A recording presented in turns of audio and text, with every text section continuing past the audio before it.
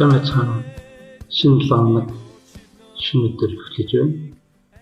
Өнөөдрийг хамтдаа эзний амьдгүй эхлүүлцгээе. Хамтдаа залбирцгаая. Эзэн бурхан минь таны нэртэй эндээ баярлалаа. Шинэдэр шинэглээ эхлэж байна. Тааврын бидний өгөөж бас таны ариун сүнс бидний дундаж нэгтгэж цааш чиглүүлж болтугай. Иесусийн нэрээр нэмэгдэж байна. За бид өнөөдөр Яаков номын 5 дугаар бүлгийн 7-оос 12 дугаар ишлэлийг уншаад хамтдаа ярилцгаая. Би эндээс уншия. Иймээс ах トゥ нараа эзнийг ирэх хүртэл төвчээртэй байх тун харахтун тариачин хөрсний үнэт жимсийг хүлээдэг. Ингэхдээ тэр ирэх ба оройтсон бороо бартал төсвөртэй хүлээдэг юм. Та нар ч бас төсвөртэй төвчээртэй байна. Эзний ирэх ойртсон тул зүрхөө жингэл ах トゥ нараа та нар өөрсдөө шүүгдэжгүй тул бие биенийгээ сэргүй гомдол харахтун шүүгч үүдэн дээр зогсож байна. Ах トゥ нараа эзэн нэрээр ярьж байсан иш үзүүлэгчдийн зовлон ба чирийн жишээг авах. Харахтун бид дэвчсэнийг эргэлтэд тооцдог. Та нар Яавын төвчээрийн тухай сонсож эзний хийсэн төгсгөлийг харсан. Учир нь эзэн инэрлэр дүүрэн хаад өршөөнгүй юм. Харин юуны өмнө ах トゥ нар минь та нар тэнгэрээс бадраарч өөр ямар ч амтгаагаар бүү тангаргал. Харин та нар үгүй бай. Ингэснээр та нар шүүлтдээ унахгүй юм. За 7-оос 12 дугаар ишлэлдээ Яаков бичсэн дагалдагч нарыг төвчээртэй байж зүрхээ чингэж бас бүх гомдлож бас иш үзүүлэгчдийн зовлонгаа төвчээрийн жишээг аваад мөн бүү тангаргалаа гэж энэ хэсгээр бичсэн байна.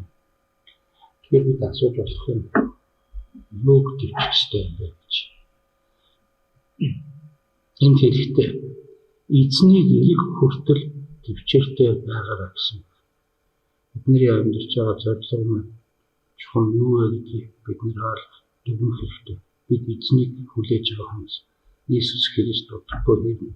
Харин ирэх хүртэл төвчээртэй байгаарай гэж Яаков хэлсэн байна. Тэгэхээр төвч шаардлагатай тийм нөхцөл байдал, ийм орчин бас ийм амьдралын дунд байгааг сануулж байна. Яаков хэлэхдээ ах トゥ нараа гэж хэлсэн нь бид нэг ижил итгэл нэг Христ итгэлийн ах トゥ бид нар төвчээртэй хүлээх тухай ярьж байгаа. Иесус Христ ирэх хүртэл бид нар төвчэх ёстой болж байна. Мөн төвчээрийг хэрхэн төвчдгийг жишээгээр энд ярьж байдаг. Тариачин хөрсний үнэт үр жимсийг хүлээдэг. Ингэхдээ эрт ба оройтсон бороо гортол төсвөртэй хүлээдэг юм. Та нар бас төвчээртэй бай.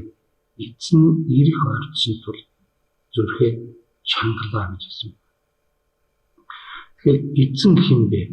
Эзэн бол бидний аврагч юм.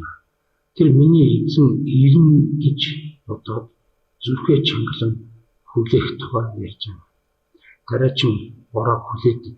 За одоо бороо ороосоо. За одоо энэ газар хатчихлаа. Бороо орохыг хүлээдэг. Өөрөө бороо оруулж тариачин болж байгаа. Харин хүлээж лээд.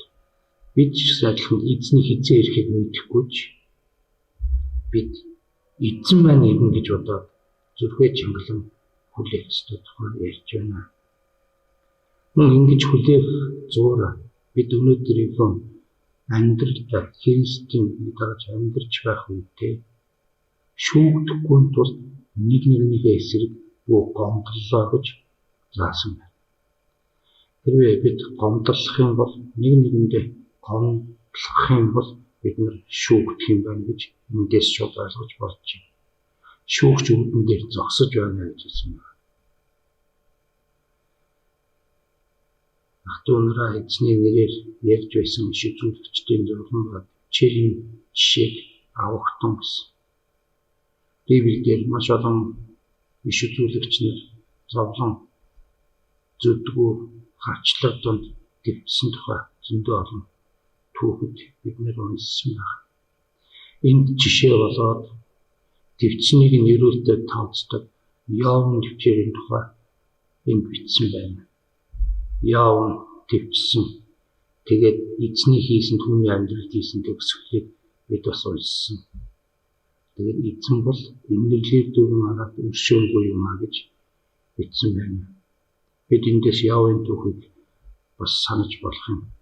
Яв Бурханаас мэддэг зүйлт нэгэн байсан боловч түүний амьдралд ирсэн сорилтоос болж тэр төрсөн хүүхдүүдээ эд хөрөнгнөөс бүгднгээс нь хагцсан өөрөө ард түмнээс таслагдсан хавхан дээр яран дурагдаад өчнөө хугацаагаар зовсон зовлонтой амьдралыг тоолсон нэгэн байна. Ингэж амьдрахдаа Явын найз нөхдөж иргэн дээрэн дага хажууд байгаа ч гэсэн түүнийг доромжилж илдвэр хилэн гүтгэж байсан. Яв энэ үедээ нэг ч удаа ханд гомдлоо юм аа.